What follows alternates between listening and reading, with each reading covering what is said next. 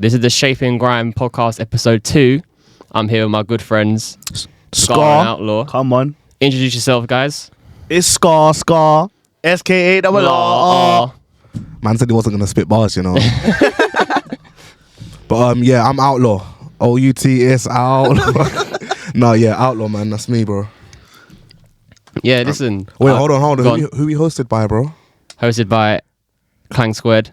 Clang Squared. You know. Soon to be the world's worst DJ. No, don't say that. I hear it, though. Not a DJ Lawless as well, fam. Is that what you're going by? Yeah. Okay. DJ. Because I'm not a DJ. That's my tagline, you know.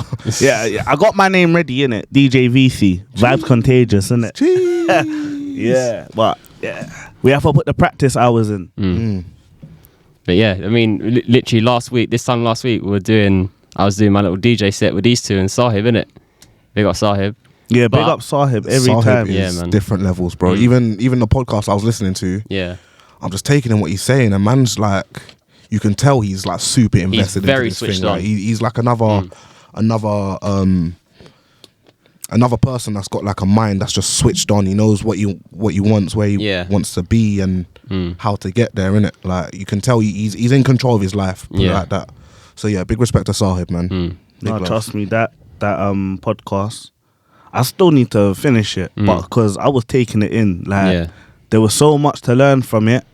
Like you have to like proper analyze it, and it's like not everything was a lesson, but you always pick out what you need to pick out. It's like being in a classroom and taking notes.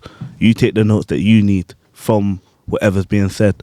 And yeah, there was plenty of lessons, especially with setting up events. That Channel Zeng event as well. I'm not gonna lie, they weren't gassing. It was a sick event.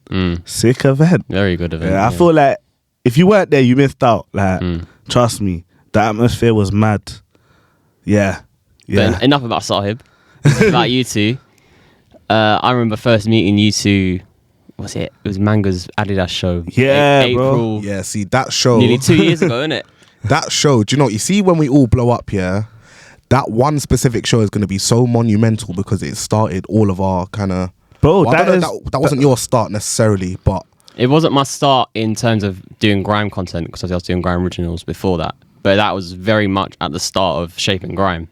Okay. I was very sort of not lost, but do you know what I mean? Like I needed to figure out where I wanted to take it because it literally was. I think I started it in February that year. Like I started the actual website, and that was because that show was in April, I believe. Because what I was gonna say is that show is the show that me and Skarr say is the day we started taking music serious. No, for real. Like before that, we had started writing bars. I can take you through the whole journey of it. Yeah. Like for me, I've been writing from about the age of 16, 17. I wrote before that, but like never seriously. Yeah. And I'll still say at 16, 17, I weren't writing seriously, but I started writing for fun. Whereas before, I just tried. 16, 17 started, like I said, doing it for fun. Then, I think it was 2021. Lockdown had happened. I think we have just come out of it and we were kind of allowed to link up again. SBK did a meet and greet on South Bank. And 2021, yeah. Yeah, it had to be 2021. Me, Outlaw, one of my other cousins, we all rolled. And the joke is, these times, me and Outlaw didn't even have a name. I was going by my governments. Same. And it was a sick link up. Like I had like 5 bars back then. I spat the same 5 bars for about 2 hours, and this is why, listen, I got enough love for SBK because he could have told man to shut the fuck up, innit? Didn't tell man nothing once. In fact, he encouraged us, and like that's when we said, like, yo, let's take this seriously. And then I think we just started writing more. I did anyway, but at that point, I still wasn't writing it as efficiently as I do now. And I wouldn't even, I'm still growing in that. But yeah, after the Manga show, that's when we felt like we was in. It's like, we can't turn back now. Because for, how long would you say? Like, I think we was ending up at places like the Den, Grime MC. Oh, before that show? Yeah. Okay, so here's my side of it, yeah. So from the age of 18, me and Skarr was always linking up to go to any grime show possible. So whether that, like you said, Grime MC, the Den, anything grime-wise that we can pay for and go to, we're there, innit? So we kind of had, like, that was just our thing as cousins, because I don't know about your friend group, but in my friend group, I'm the only one that really likes grime like that. Nah, same, to be fair. Yeah, having a cousin that's into the exact same music, JME puts on a show, £20, of course we're going to throw. And how we are, when we're in the crowd, we're going straight to the front. We're staying there the whole night, so the artists are literally right in front of us, you know. So I feel like people kind of knew us from that. Possibly. Just like as a recognizable face. Yeah, familiar faces. Because obviously we're essentially like regulars, really and truly. Nah, but for real. yeah, so this was, I'd say, 2018 to 2020. We're just not doing shows, we're going to shows and raves and stuff like that. Like he said, so during these times, I was in college, and I've always just been a big grime supporter and listener. And then when I went to uni in Brighton. That's when lockdown happened, and I came back. And yeah, so I didn't actually start writing my bars until about sometime after October 2020. And I remember this because I had to sign up to Uber Eats, because obviously I needed to work. So my pattern was, from order to order, I'm listening to grime instrumentals just anyway. To pass the time in between orders, sorry, even before that, just growing up, Skarr would always tell me, yo, we should write bars, we should cuss each other, we should send for each other, it'll be funny.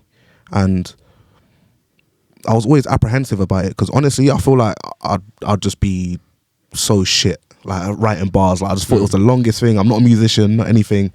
So I was just never on it. Until, like I said, Uber Eats, I'm cycling round. So my thing was, I'd always just spit Skepta lyrics or Frisco lyrics or JME lyrics, because they're the only lyrics I know in my head off by heart. It's mad you say that, bro, because I feel like that's how I've learnt to write bars. How I've learnt to like be on beat, be in the pockets. What, by spitting other people's things? Spitting other people's lyrics, and not only that, spitting it over different instrumentals. Yeah. So that's what kind of gave us like the MC like formula. And then I can't remember why or what you said, but one day I was sitting there. I remember exactly where I was as well. I was on Tufnell Park Road. There's a certain bench. I sat down and I was listening to JME Skeng, and I just started writing bars. Writing bars. And then I think I got to an 8 bar, and I was like, oh, do you know what? It sounds all right. So, yeah, I finished writing. So this was sometime after October 2020. And then it must have been, summertime. That's when SBK did his meet and greet in South Bank. And even that's a monumental day, because that was the day me and Skarr, I guess, performed our bars in front of a crowd. Like with somewhat of an audience, because there's passers-by, there's people that came to see SBK and whatever. But yeah, that was the first time we really performed. But I wouldn't say we took music serious back then. It was just, we got bars, we still like going to shows, or what, SBK is doing open mic on South Bank. We like SBK, let's go roll. So it was the same thing we was doing before, just going to a show, but instead we're just linking up with SBK. And then from that 2 years of just writing here and there, the manga show happened. And this is what I was saying, that I feel like is a very integral show, because that was the first time we performed with an audience, but on microphone with a DJ. Shout Kirby T, shout Manga furthermore.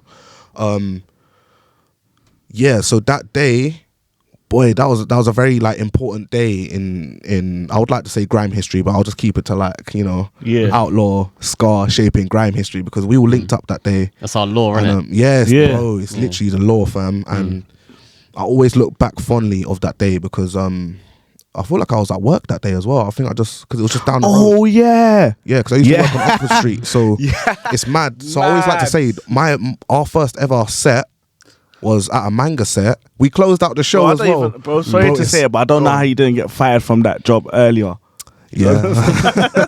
Shout out Boom Battle Bar, innit? But yeah, them. Do you know what's funny? See, the thing's so mad. They had karaoke rooms, bro, and every time it was quiet, I'd go in the karaoke room because I knew the code of the iPad on the wall.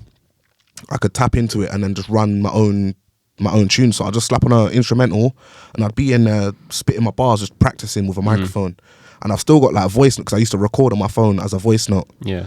And so terrible back then as well. Like when I listen to myself back then, it's mad. You have to start somewhere, man. But yeah, no, it's true, man. It's true. All those opportunities. But yeah, man. So just on the journey before we even started taking music serious, shout SBK, shout Manga, because without those two little events, I just feel like our career path would be just different now. Bro, in a way you can see it as that's our big bang, innit? Like from there, more started happening.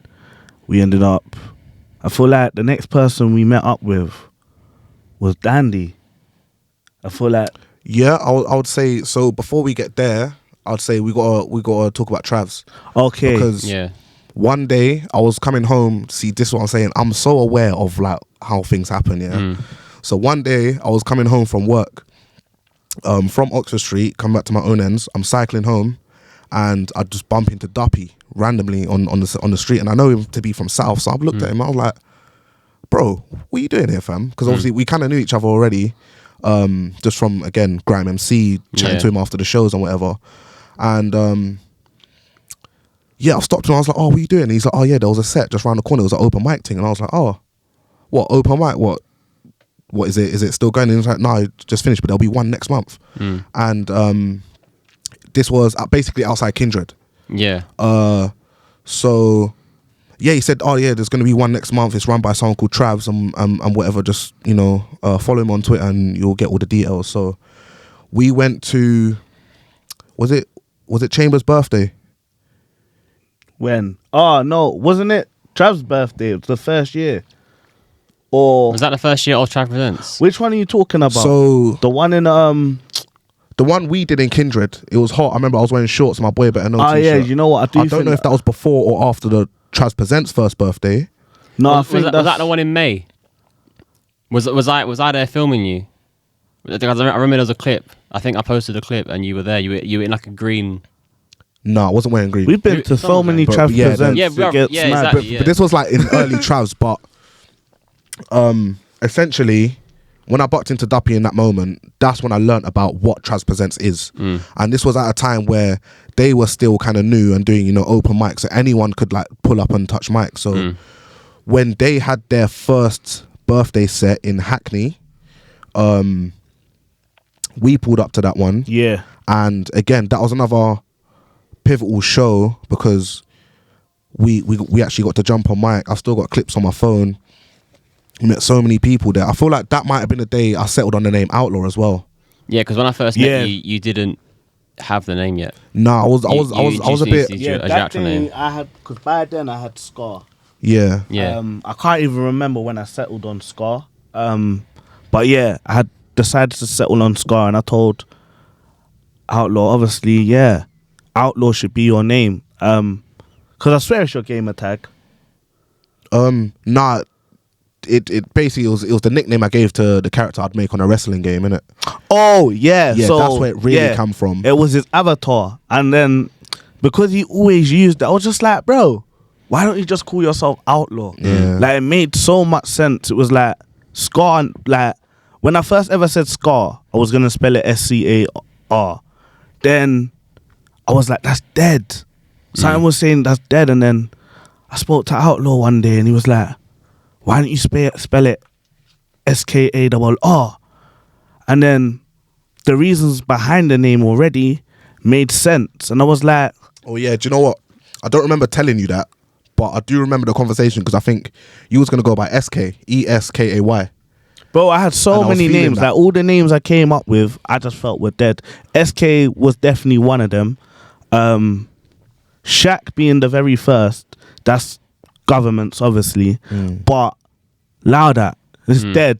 They're like, yeah, I can't even think of a 4-bar for Shaq. Like, yeah. But Skarr ended up becoming the name. And for those who don't know, because many people ask me why is your name Skarr. So if you actually listen to my lyric, I say I've been through mental, physical wars, left with mental, physical scars. Not all scars are physical, and not all, some scars are mental. Do you get what I'm saying? Yeah. Like, obviously some are physical, but also it's spelt wrong on purpose, kind of for the diversity. We're not all perfect. Some of us are dyslexic and we can't spell, and there's nothing wrong with that. Do you get what I'm saying? But to show that in the name, I spelled it wrong. So yeah, it's kind of to connect. Like, Skarr's meant to be something. Like, my whole purpose is to be able to do what no one else wants to do. Say the shit no one feels they can say over grime. Because it's like, for me personally, I feel like there's only one way you're meant to do grime. I feel like it's slowly changing, but when I first started, I was talking a lot more about shit that I've actually been through. Recently, I've been trying to kind of write for the audience, but I won't forget my roots. But for me to write serious stuff, I have to be in that mindset. Because I use my emotions to write my music. And I think that's the best thing to do, because I'm not trying to tell you lies. I never say lies in my lyrics. I don't say anything I don't believe, anything that I can't stand by. Do you get what I'm saying? So if I'm saying it, there's a reason I'm saying it, even if you don't understand it.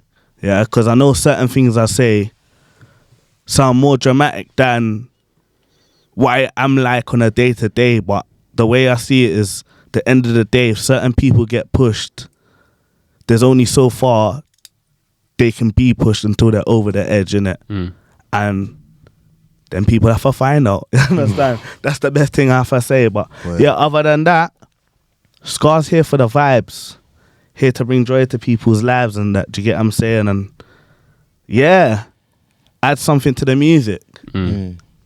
So yeah, so picking up from there, so yeah, we went to that one Trav show, but the other Trav show where we met Dandy was the one he did in Dijon's in near Brick Lane. Yeah. So that show was the day we first met bare people there. I think I met Pete, not Larry, there. I think definitely met Jinnel there because he had a little puppy dog in his hand. And that was Jinnel. That was Jinnel. Mad. That was Jinnel, I remember that as well. It was like a little blue-nosed pit bull. It was like a little puppy, and I was like, bro, only in grime can you see a brother bring like a little puppy to a set, and I thought that was so sick, man. That's mad. I didn't meet DJ Dandy there, but like, as in like speak to him that day, but I do remember seeing him because by the time I pulled up, I think it was his last like 5 minutes of the set, and I was listening to his rhythms, and I was like, "Hey, this white boy's got it, you know, like he's got a decent sound." And then later in the set, I think Chamber was doing his set, and obviously Sosa and his man then pulled up, and Sosa just kind of changed the whole vibe of that room, you know, and. I remember there was some sort of problem on the mic, like there was just too much feedback or something. And I remember Dandy being the person trying to sort it out, and I was looking at this guy, and because obviously it's heat in the moment, you know. I think Sauce was trying to clash the uppy at this point, or just it's middle of the show, innit? Yeah, Dandy's trying to sort out this feedback business, and Dandy looks stressed, bruv. He looks so stressed, and I felt for him, innit? And then. Maybe within a week of that show, I think because bro, there's so many different points of the story. SBK had a birthday set where we met Squints, and Squints basically invited me to his birthday set at Voices, which was hosted by Dandy. Mad, I thought it was the other way around, you know.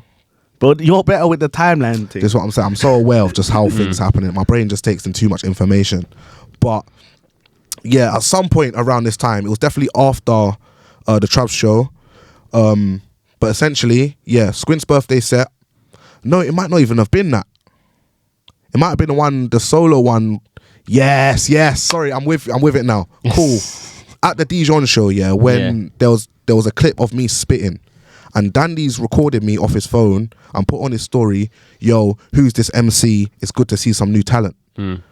Obviously someone sent it to me now, and I've shouted Dandy, and I was like, oh bro, appreciate the love. You're actually the first person to actually like sort out who I am. And he's like, oh yeah, no, it's all love, man, it's all blessed. Oh, I've got a radio show on Voices, feel free to pull up. I was like, oh yeah, cool, can I bring my cousin Skarr? Like, we both spit together. And he's like, yeah, bless. So we did a set on Voices. It's on DJ Dandy's channel. It was a Grove Street radio show, me, Skarr, Edgar the Dyke. And that was our first, Was that the very first one? So Squints' birthday set wasn't the first one? I think that was after, maybe like a week after. Mad. Again, it was all so close together in time. Yeah. But this set was the first set me and you properly had where it was essentially our set where we had the microphone. We didn't have to worry about passing it because it's just three of us in the room. And when Dandy uploaded it and edited it, he's made the whole background, like the first half of the background was just wrestling clips, innit? And me being a wrestling fan, I'm watching it and I'm like, rah, like this is mad, bruv. Like this is how I would make a set. Just wrestling clips in the background, us spitting. It was a 6-6 set. Like even when you watch it now, it holds up. Yeah. And then maybe a week or two later, Squints had his little birthday set, and we rode to that. I think we was on set with Jinnel, Peanut Larry, Squints, Brad's. Was Brad's there? I'm pretty sure Brad's. Yeah, then I think it was just us. The first time we met Brad's as well. No, we definitely met him at SBK's thing. Okay. Do you remember when I was in that nice kind of bar establishment? Yeah. Brad's was definitely there. Remember. But essentially, those few events, and this would have been summertime 2023. Around that time, that's where we started linking up with like what essentially turned into like Skeen. That's where just Skarr and Outlaw was birthed, really and truly. Like that's where it all kind of happened, and since then, so many things has happened, man. Like the journey we've both been on, and the journey ahead of us, furthermore, crazy. I can't believe it, man. Yeah. No, trust me, big things are happening. Obviously, like I always say, things take time. Everyone moves at different speeds, and there's nothing wrong with that, because you don't want to move too fast and you don't want to move too slow. You got to move at a speed that's just right for you. And trust me, as long as you got belief within yourself to conquer what you're conquering, it's gonna happen. Trust me. Like 2 years ago, I didn't think I'd be here. Do you get what I'm saying? Nice. I didn't even think I'd have a song out yet. Like I wanted a song out, but didn't think I'd have a song out. Now I've got like plans for like several other tunes to like come out. Like whether or not they're recorded, they're written. They're ready. They just need recording and releasing. Again, but you got to plan that out. Like there's no wrong or right answer. Just do what's right. And I can't lie, I'm looking forward to a couple of the songs that I will be dropping. Yeah. I'm even thinking about do you know what's fun? Actually just thinking about what you're going to do with it. Like in terms of what you're going to do with the music video. Are you going to have a music video? What you're going to do with the cover art?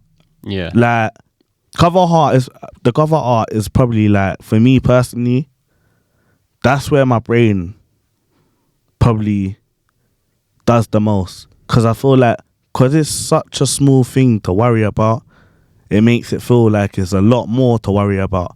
Because it's like, it's a still image and you got to get it right. Whereas a music video, you've got more than one shot to get it right. So if you do something wrong in one shot and it weren't too great, the rest of the music video can just cover it. Yeah. You get what I'm saying? So yeah, cover art, I gotta rate the cover art, because some of the people ideas that they come up with, very banging. Like I can't lie, your tape you just dropped. This is what I'm doing now. Yeah, this is what I'm doing now. The collage, I love that idea. Even I'm thinking of teeth in that one. I can't lie. Bro, I like that idea. That's what Grime's about, man. I like that idea. Seeing inspiration and taking it, man. Dandy, again, meeting Dandy, yeah, he's instilled a lot of what's the word, like values. Yeah. Like he's taught me a lot. Like Dandy is the guy in it. Yeah, hold tight Dandy every single time. And you know, he's essentially spending time with him. He's just taught me that like that hands-on approach of do it yourself, DIY. So that tape me and him made was just like a culmination of our work and our passion and you know, make all the beats are produced by Dandy. Yeah, we recorded it together in Pirate Studios. Some of it was in his new yard that he just moved into. So a little home studio set up. He mixed it. You know, all the pictures, if you zoom in and look at all the pictures, some pictures are from when we went Japan, some pictures are from when we did sets at like Tottenham Moko, or you know, it's just pictures from the year's journey that we've all spent working with each other. So that whole tape was just like a just a culmination of all the work that we've put in. So yeah, when you talk about cover art, because I had like some AI image that I wanted to use, because I just thought, oh yeah, it's about, everything's about me and whatever. But obviously, I showed him the picture. He just laughed in my face, bro. I'm still gonna use it for something else because the picture's sick. But let's see the picture. You know that green one. I've sent it to you time ago. I'll show you later. But yeah, he basically just like using the AI didn't fit his, because obviously it's a collaborative tape, innit? I had a vision, he has a vision. It didn't fit his vision of, you know, do it yourself and collaborate with people, because he showed me Jam's new artwork, you know, the red one. Is it called No Remorse? The album, yeah. He showed me that. He went on Instagram and saw the artist who took the picture, and he's like, oh look, see, Jams has linked up with this person, now they've got a working relationship. It's something that you can travel to. If I use AI, it's very what am I going to tag the AI app or do you see what I'm saying? So he's like, nah, bun that, we'll make something ourselves, or you know, we'll work with someone. So that was his idea, to just make a collage, and then I sent him a bunch of photos. He had some already, and yeah, he just made it there in like 10 minutes on a computer, bro. That guy knows how to do everything, fam. Shout out Dandy, bro. No, for real. And trust me, the guy's, he's wise, bro. Trust me. He's very switched on and like organised and knows what he wants. Like, he wanted to meet up with me the other week, and we were talking about how we can work together. And he's got all these ideas of like things that are just not like conventional. Yeah, bro, that's Dandy, bro. Because like, Dandy. He's not conventional in the slightest. Because obviously you can all, oh yeah, let's just do a set. No, but he has the ideas that I kind of wish I had like the ability to execute the ideas that he does. Yeah, like, I might have the idea, but I struggle with actually finding the way to execute it. He actually gets what he wants done straight away. He knows what he wants and he does it. It's a matter of planning, bro. He's probably had these ideas in his head for years, bro. Yeah. It's like, I'm starting to try put on events. And this is a big leap for me, but I've been around this type of industry for a while. Yeah. Like, I've worked in bars. To be honest, I've only worked in bars and I've done hosting. Yeah. So I'm around that scene where it's like, there's an event on, there's people there, people want to drink. Now I do the music as well. I've been the person people have come to see. Do you get what I'm saying? Yeah. Whether or not they knew I was there, because when we do a cypher, you just got a bag of MCs that pull up. Sometimes you know, sometimes you don't. But the point is, they came to see us, innit? Now, putting on the event, making sure like, it's a lot harder than you think, because you can put on an event and not people won't turn up. You will still always have people, but 5 people don't make an event. Do you get what I'm saying? You don't want it to just be people that you know. It's an event. You're not hanging out. Like, but it might have to start like that. Maybe. Yeah. Do you get what I'm saying? It might have to start like that, but grow. But even if like, let's say you have 5 of your friends and each of them bring 1 friend, that's 10 people you've got. And then obviously everyone you're working with to put on that event, if they can all do the same, let's just say 4 of us, that's 40 people now, because each of us brought 5 friends and they've all brought 5 friends. You've now got a room of 40 people, and then 5 friends that aren't our friends, it's our friends' friends, are going to tell 5 more people. Do you get what I'm saying? And that's when it spreads and it gets bigger, and then you're not even in the UK anymore. You're doing stuff international because people are posting it. Like, one thing that I think people lack on doing, and this is just because maybe they don't know better. You see, when you post on your story, amazing, but tag us, please. Like, tag the event, tag one person, because trust me, the content that you're recording it's more than you think. Like, it does a lot, and most people won't realize this, but you showing that you came to the event, showing that you're having fun, it does a lot more for us, so we can do more events. Yeah. But yeah, like, I'm not begging you to do that. Do as you please, but I'm just spreading awareness. Tag the man, tag the man there, because, like, trust me, it helps us. It helps us. We always need content, and yeah, it also makes us feel good because it shows appreciation, and we're like, oh yeah, like, another thing, haters keep on hating because we love you too. At least I do, innit? Like, without you, I wouldn't have a reason to keep on doing what I do. I need you to hate on me, bro. You always need someone, like, to prove wrong, like in like a scene, so to speak. You know, you'll have supporters, innit? People will support, especially if you're doing something positive.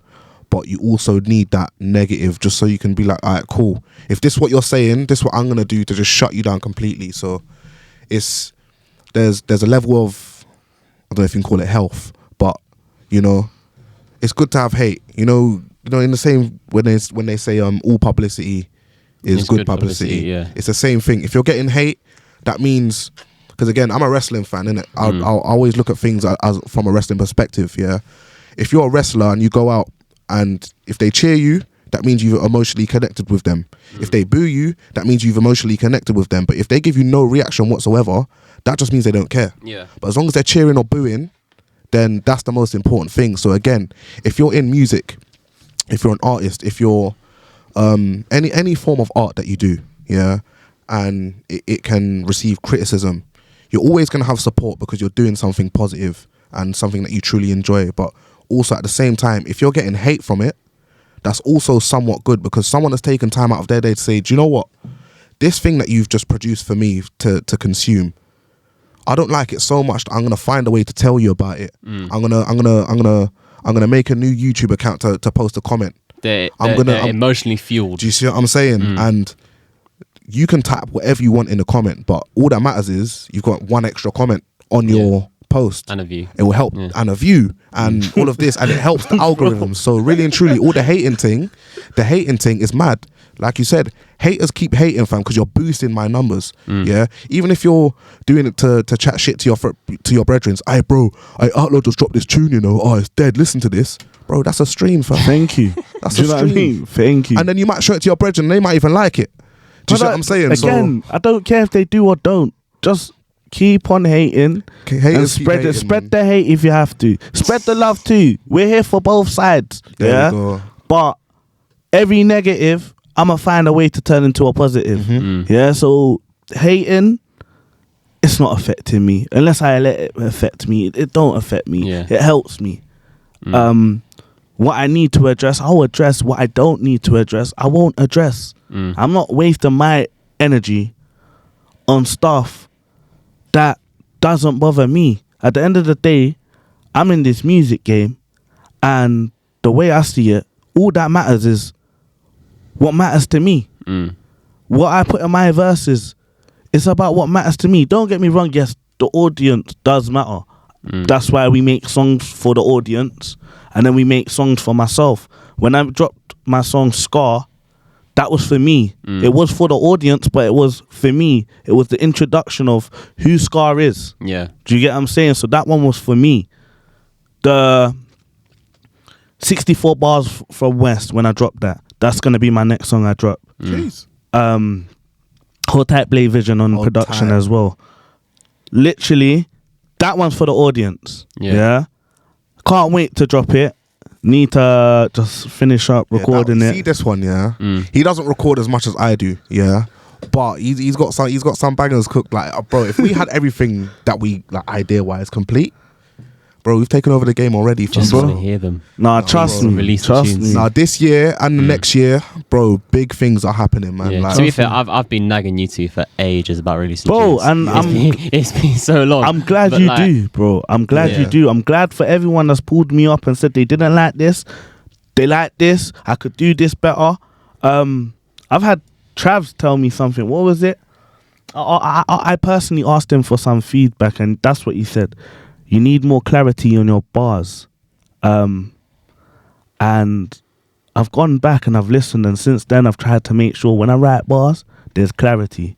I may not be hitting it exactly right, but I've definitely feel it within myself. I've gotten better. Question, cuz when you say more clarity, is he talking in the way you perform and speak, or literally as you're like the content of what you're writing needs to be a bit more? I think it was the way I took it on. I think it was the content, which made sense because I felt like if you look at some of my old bars,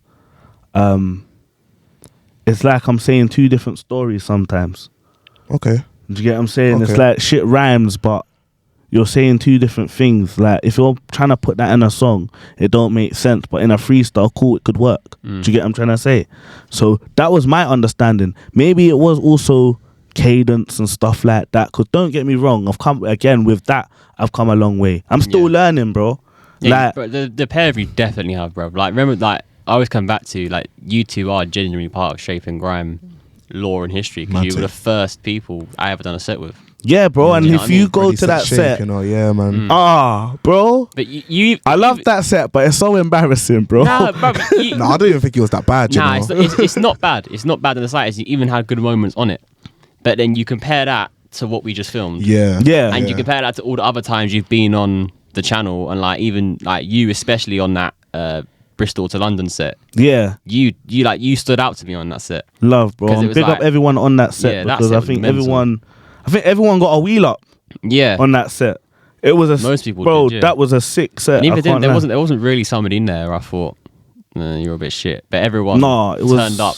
And like, bear in mind, I didn't even know half of the people in that room. And obviously, I knew you two, and I knew Cryptic, and I knew T5. Just a question, bro. Sorry to kind of steer the conversation away, yeah. But I would like to know your methods of how do you curate MCs for your sets? Because with your sets, sometimes you get bare people. Bare people from all walks of life. They've been Bristol, Manny, whatever. It depends on what I'm thinking. So when I go to voices, I normally think, okay, this is where I'm going to trial more things. So, for example, that set, like I say, I didn't know half of the people in there. They're all sick. And I trusted, even the DJ, bruv. I never met the DJ in person. He messaged me and he showed me his mixes and I was like, yeah, you're sick. And I was like, yeah, cool. We'll do it back to back with Millsy. Yeah. And I didn't even think of the fact that, what are these two going to sound? I thought, they're going to sound good. And I thought they would. But I didn't think they'd sound that good together. They're very similar in the way they pick their tracks and the way they blend them. I thought it was sick. What was his name? Ill Will. Yeah. Ill Will. Yeah, his name was Will, yeah. Okay. Big him up. Cold. Yeah, shout him, man. Yeah. Hold tight Millsy as well. Millsy's a legend, bro. I wouldn't be doing any of this shit if it weren't for him. Facts. Because he's invested time and money. He's not today, bruv. Bruv, he's in Devon, bruv. Oh, yeah, true. I always forget. Man's like 3 hours I always forget. That's my London mindset, man. I'm just locked into London. But again, shout everyone that's been on the journey, man. Because that original set, Ready Set Shape, again, because I think your platform, I don't know when, bro. It's gonna blow up in it. Like I feel like it already has started, bro. Yeah, bro. The ball's rolling. It's definitely a lot further along than it was when I first started doing the sets. I always think in my head, I'm a year or two behind where I should be, but at the same time, I feel the same. But you know, I'm 22 years old, bruv. I'm not. Half of these people pushing platforms and running platforms are about at least 7-8 years older than me. But this one exactly. So you got a head start in a way. Fast forward 7-8 years from now. All right, and you're gonna have all of these 6 set. Like you had Mango on your third set. This is what I'm saying. 6 been on there. Like, bro, you already. If you also stop now, all right, you've had a sick run. in terms of content, people you've linked up with, and the people that you've linked up with, letting them link with each other as well. Like the network of networks that you've created between people is mad. So if you also stop now, you're already goated. But this is what I'm saying. If you're in, let's say 5 years time, we will blow up now. We've got all of this progression from when we all first started, and you can see it's all documented. That's a big thing for me. I really want to make sure everything's documented. So like with these and with this, like literally yesterday, I put all of the sets on SoundCloud because I bought the Artist Pro thingy. Okay. And I thought, I need to just get all these audios out, and I've been slacking with it. Just put them all out. Yeah, man. I'm literally, I hear it, bro. I'm obviously, you two know this, I'm vlogging the year. Yeah. Which will come out at the end of the year now. So everything's documented from behind the scenes, how to run a page, like how I run it. Hey, that's going to be a mad documentary, you know? Yeah, but like I feel like people don't see that, and people should see that. And, you know, if I don't know if this is in the works for this year, I want it to be. If I do end up on an event or running my own event, I want to make sure that I can document everything from that event. All the sets are well documented and filmed and whatnot. You know, people in the crowd, interviews, all these things. I have all these ideas that I want to do in terms of making sure I document things. Making sure when I go to events, I can document what's happening at the event. And just make sure everybody sees what's happening. Bro, all it comes down to is starting with trying, bro. It's you just got to run with it, innit? Trial and error, bro. You might, like you said, go to someone's event. What's to say you can't interview the crowd? It's a matter of a few words. You ask them a question, they either say yes or no. If you came up to me and say yes, I went to an event the other day. Shout out Charisma for letting me know, and shout out Savannah. It was her event. She's a DJ. But yeah, basically, I remember I was just trying to go get my coat from one room, and I didn't realize they're doing interviews in there. The guy just asked me, "Can I do an interview?" I said, "Yeah, why not?" I like literally jumped at the opportunity because I've been waiting to have people interview me. I want to do interviews. Like I'm not just trying to do music, and I feel like interviews come with the music anyway. But like, I feel like as much as I'm an MC, I'm an entertainer. You're a personality, for sure. Exactly. And that's a big, big thing that I really want more of in grime, is people to showcase their personalities. This is what I'm saying. So this is why I carry myself a certain way, because if I was bitter, or should I say a lot more bitter, because don't think I can't be bitter, but then I've got I've got good reason to be bitter if I am bitter. I'm not just being bitter for the sake of it. Yeah. If you're walking around fucking like dark cloud over your head. Yeah. Like, no, I don't. I don't do that. Like, bro, how many conversations have we probably had with like bunches of MCs and we haven't always liked what someone said, but it is what it is. It doesn't need to create a problem. You're just expressing your view. Yeah. And I appreciate that. Do you get what I'm saying? But yeah, I try to be a vibe. I like the hosting thing I do because, as I say to people if they ask, I don't know what's going on in someone else's life. But for the 5 hours, they're at the party with me. Yeah. And I'm there to make sure they have a good time. I'm going to make sure they have a good time. Yeah. Because for 5 hours, I want them to feel good. So when they go back to whatever's going on, they felt like they had that escape, innit? And if I can be a part of that, then I want to be. Yeah. I wanna make changes in the world. I wanna help people in any way possible. Whether that's helping the homeless, this and that. It's not just about me. While I live my life, as well as I do music, there's stuff I want to do, bro. But you realise even just by doing music, you're having that impact anyway. Of course. There's so many people, like, bruv, not to get too personal with it, right? But I've struggled through my life with my mental health and my physical health and things have happened, right? Music was the one thing that got me through basically all of my life up to now. Bro, I now feel like I'm in such a better place. Do you know what I mean? I feel like it's done the same, bro. Like, bro, it's my outlet. Yeah, exactly. Like, bro, I can't lie. Do you know how much I would have bottled up if I didn't have music? Like, my whole life, I've not liked to just speak to people. It's got to a point where I had to start learning at a late age, innit? Like, I grew up with ADHD and probably like most households, traumatic events. Do you get what I'm saying? Whether they're the same or not, it doesn't matter. It still affected me. Yeah. Do you get what I'm saying? It's like, if someone told me about their events, I can't belittle the events because it's made you who you are and it's affected you in certain ways. So, I've used that for the music. Shit still affects me today, but now I've got more of a purpose. Do you get what I'm saying? The music, definitely. Again, this is why Skarr had to be made. The name, the song, because I'm not perfect. I want to help. I'll help who I can. I've seen that you can't help everyone. Yeah. I'm sorry that's the case. And again, that's due to family shit. And I'm not going to get too deep into it, but... Oh, pardon me. I'm not going to get too deep into it, but yeah. I've got eyes. I've got ears. Put it like that. But if I can help, that's what I plan to do. Yeah. Because sometimes you don't even know you need help. People just need to be around you. And maybe you don't want to talk today, maybe you don't want to talk tomorrow, but at some point, it might be good. Or just keeping yourself occupied. Yeah, like, that's the biggest thing, bro. Yeah. Like with me, I mean, you don't see this. When am I not doing something? Nah, it's true, bro. I'm either music, something, DJing, or here, or QPR, or I'm fucking up and down the country with football, innit? Do you know what I mean? It doesn't matter that we're shit. Like, it's just whatever you find that your thing is, that you can, get out from places and you can immerse yourself in something, as long as it's healthy, long term. Yeah. There's so much you could do, and if you can even turn that into something productive.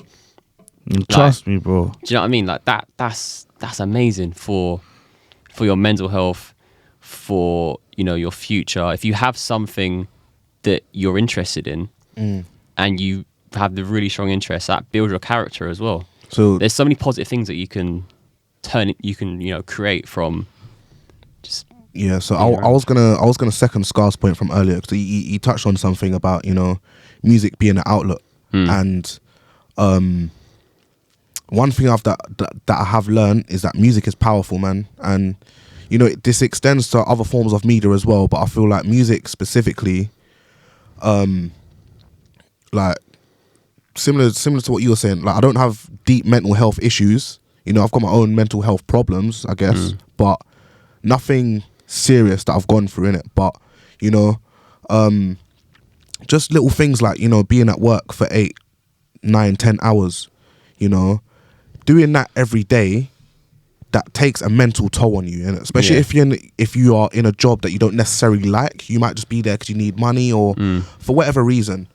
But if you put music in and do that same job, those 8 hours feel like 4. Yeah. Do you see what I'm saying? So just helping time pass along so you can get to the next day and get to your next paycheck and whatever, things like that.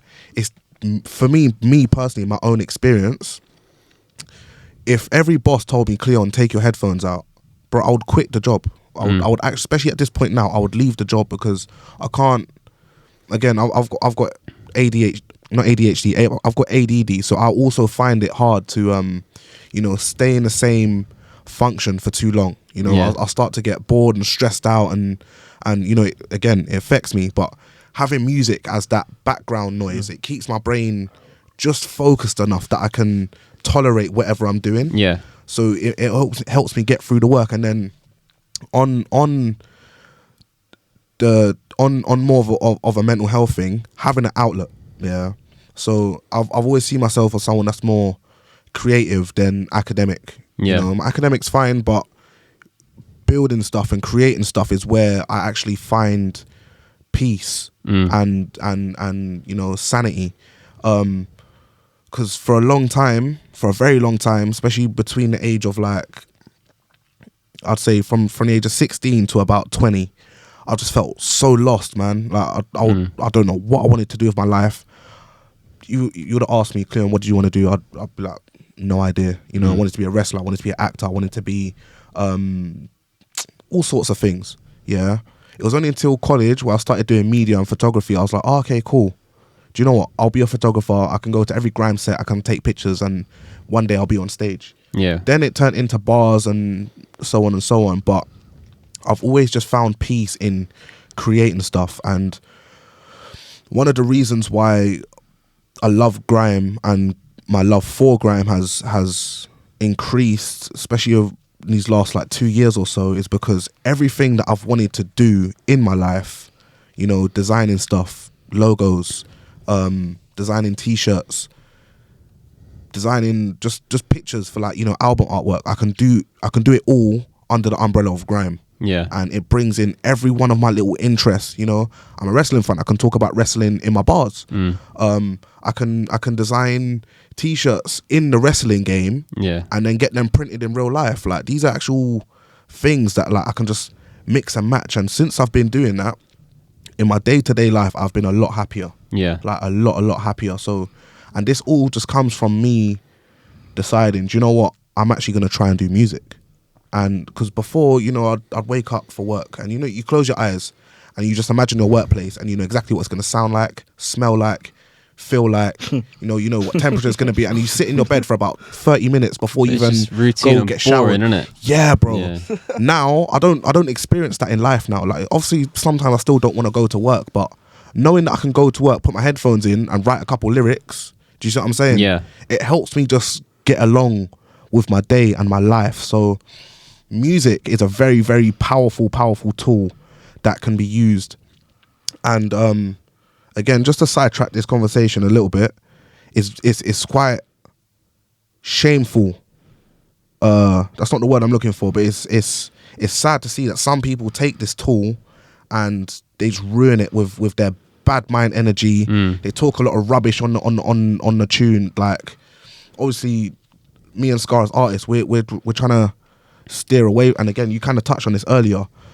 In my early bars, you can tell which one of my bars are kind of early-ish and later ones, because my later ones are talking about more real, down-to-earth, real people stuff. Yeah. Where Where my earlier bars is, I'll light up the war and blah, blah, blah, like, you know, kind of rubbish. And, you know, just across the whole scene, not just in grime, but in all UK music and music all over the world, a lot of people get really successful, really successful, of talking absolute smack and promoting absolute smack to the masses. And essentially the career path I have in my head going forward, I'm trying to stay as far away from that as possible. Yeah. And that's almost where my name comes from, because you were talking about your name earlier. My name, obviously, it comes from when I used to make wrestling characters and whatever, but Outlaw is more, for me, it's more of a mentality. You know, you hear the word outlaw and you think, oh, he's going to be a bad man, he's going to look a certain way or whatever. But the fact that I'll come to a set, I'll spud everyone, I'm happy, I'm never vexed or anything, I'm outlawing, you know, the stereotype. Your the stereotype and Yeah. expectation already that you have of outlaw. So the outlaw thing to do is just to go against everything that you think. So if people are going to come on this music thing with bad mind energy, I'm going to come with a good mind energy. Do you see what I'm saying? Yeah. And it's going to take a lot of hard work, because, again, for some reason, the bad mind stuff gets very, very successful. I mean, just look at the whole drill genre. That's just it's all life. about violence and whatever. That's And life that ever happens everywhere. yeah, some you know people what I go mean? through some actual real stuff, but a lot of people, if you strip back all of the money, the fame, the clout, you know, they don't actually live what they talk about. And that's what's shameful. So when it comes to writing my own stuff and what I want on a song, I have to make sure that it's authentic, and you like I could blow up and you could take all my clout away, all my fame and hype and whatever, but the lyrics are still going to be true to my day-to-day life. Do you see what I'm saying? So yeah, so using music to like to shape actual actual substance. That's the word. It's substance. It's all about Shaping substance. substance. Shaping substance, bro. That's what we're aiming for, man. So yeah, music is very, very powerful as a tool. And yeah, man. Yeah. I think it was you said to me about Shapin Grime that at first I don't think many people got it at first.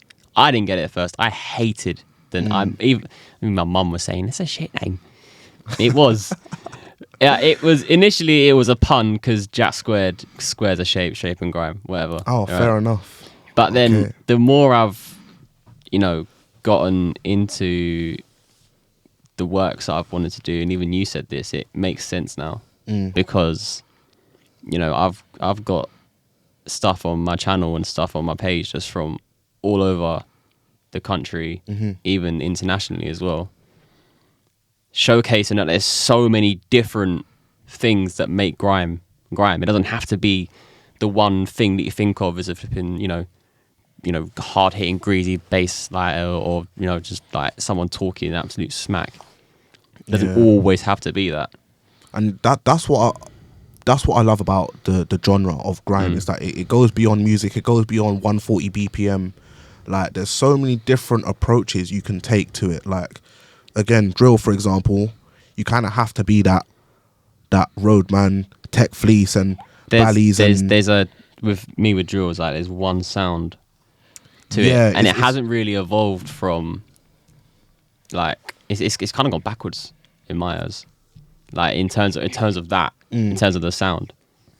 But like with grime, I mean, but grime is so versatile, man. Your EP you just put out, there's 3 songs and they're all completely different. They're all so different. What's mad? They're made by all the same person. Yeah, but because of that, again, even if you just listen to how I'm delivering my bars on the song, each one is different. Yeah. I've got a very classic high energy grime track, big like CLE. Best in the room. Me and Dandy, bro, this is why I say Dandy's the best. Man made that beat in about like 5-6 minutes, bro. He sat next to me in a computer. That's everyone's favourite. That seems to be the popular one. And yeah, he took this reggae song, and I didn't even know this reggae song, but because essentially he spent so much time with me to find out what my sound is, like what is the Outlaw sound. Are we cutting? Yeah. He spent so much time with me to find out what the Outlaw sound is, and we kind of boiled it down to like, it's you need to represent certain qualities and values and stuff like that. So he was asking me about what songs do I like, and outside of grime, and I told him like if it's not grime then it's like reggae or lovers rock or anything. So we kind of wanted to adopt that to be the sound. So he found this random song and he took like the first I think like 8 bars of the tune and then the drop, and then he chopped it up, he put very minimal drums, and then he come with this tune. And bro, like the verse that I had, how does it go? I wake up sometimes and I think life is good, gonna make it out of the hood. That I wrote for something completely separate. I didn't even want to record it for that song, but as I've laid it down in the studio now and I'm listening to it, I'm like, oh, everything just works, man. And then I had a hook that shouted out Joe So Sick and Renz, because they both gave me 2 bits of advice, spit like you're the best in the room and bully the mic. Those 2 things, every time I pull up to a set, especially to a set that I haven't been to yet, those 2 things always resonate in my head, that you have to be the best in the room. So no, that's true, bro. Like definitely the best in the room. Like mentally, that's how I prep myself when I step into any room now. And it's crazy because like I still get nervous on set sometimes. Not often, not as much as when I first started, but like that's slightly good though. No, it is, because I can't lie. The first set I did this year, which was your set, Jack. Yeah. Yeah, I was nervous, and I don't even know why. Like, I've done this how many times now? Like, jumping on sets is like nothing new, but I guess I came into this year and I'm trying to do better than I did last year. Yeah. Like, we're our own biggest critic, and yeah, it's good. You have to like look at yourself, see, and like evaluate things. Like, look at things, see where you've gone wrong or what you can do better, and then work on it. Yeah. So like this year, like a lot of last year when I was spitting and I was running out of breath, I'll still try to spit the bar. But sometimes just take a moment, forget saying the word, and just say the next word. Yeah. Take a moment to breathe. It sounds a lot better than forcing out a word and you're like, do you know what I mean? Like it sounds mad, bro. So It yeah, comes with practice, doesn't it? That's of course it comes with practice. And that's one of the things I like about us, yeah, is because if you study us as MCs, yeah. So again, we spoke earlier about, you know, the progression from we started out and we was okay, but really and truly was shit. And then you listen to us now, you can hear the progression. So yeah, the thing that I like about us is that of course we're MCs, but we're learners, bro. Yeah. Everything that we're doing, every conversation that we have with an MC outside of a set, every DM is we're learning everything from the ground up, because a lot of people in grime and in music, you know, there's a sense of like nepotism. So they might know someone, they might have a cousin, or you know, their dad was a DJ back in the day or anything. Me and Skarr, we had none of that. Yeah. We're literally just two random brothers that was going to grime shows, and now we're in the same room as these people that we paid to go and see. Sometimes we're on the same stage, on the same set.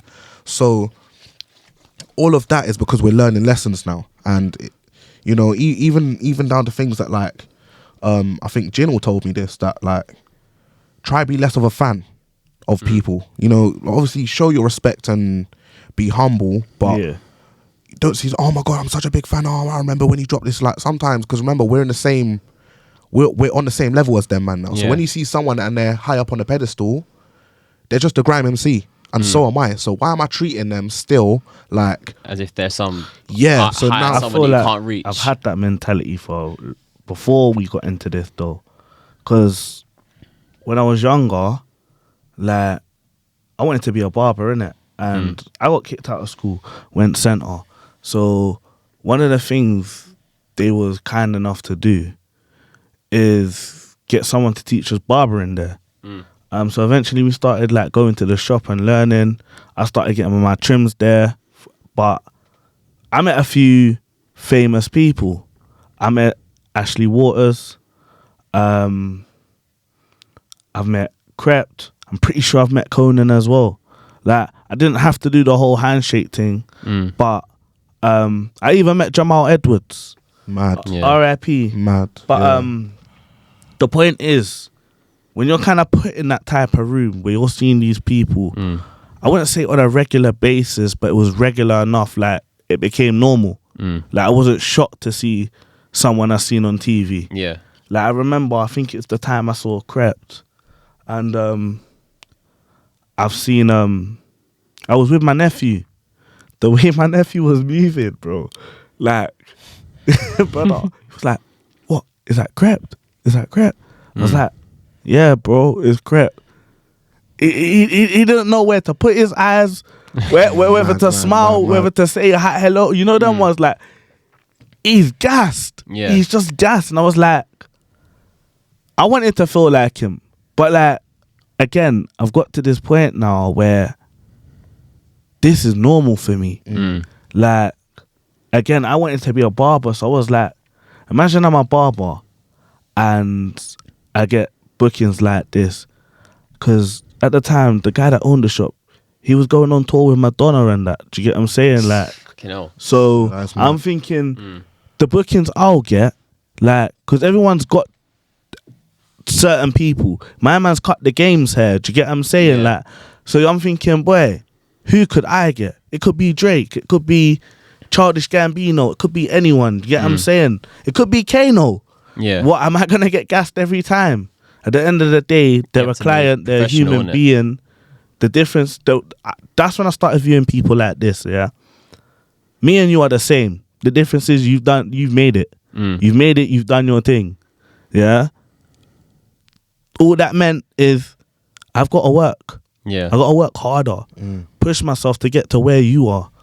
So like, yeah, I'm going to see you as a role model. But yeah, I hear what you're saying as being that fanboy, you don't need to do that.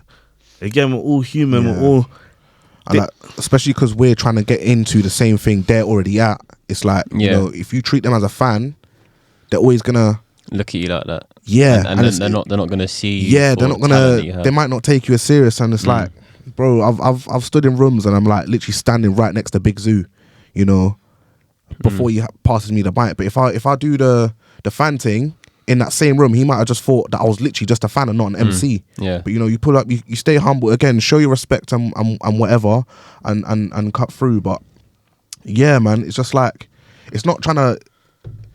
It's not trying to bread people, man. Because like you said, everyone's just normal people. Yeah. You know, when I talk to certain MCs and you know they say, oh yeah, do you know? Oh yeah, blah blah blah. But I got work, and I'm like, oh shit, yeah. Of course you got work because you're a normal person, bro. You have to you have to work. You have to get your things ready to pay for whatever your music thing is or whatever. Yeah. So yeah, man. So just little lessons like that we're learning, and then you know, Trav said to you, you gotta be you gotta write with more clarity, and then now you're writing with more clarity. Yeah. So every lesson that MCs and DJs and just people around us has given us, we've taken that and we've actually done something about it. Yeah. You know, there's so many different little tidbits I can tell you. Oh, this MC told me this DJ said I should do it like this, and this person blah blah blah.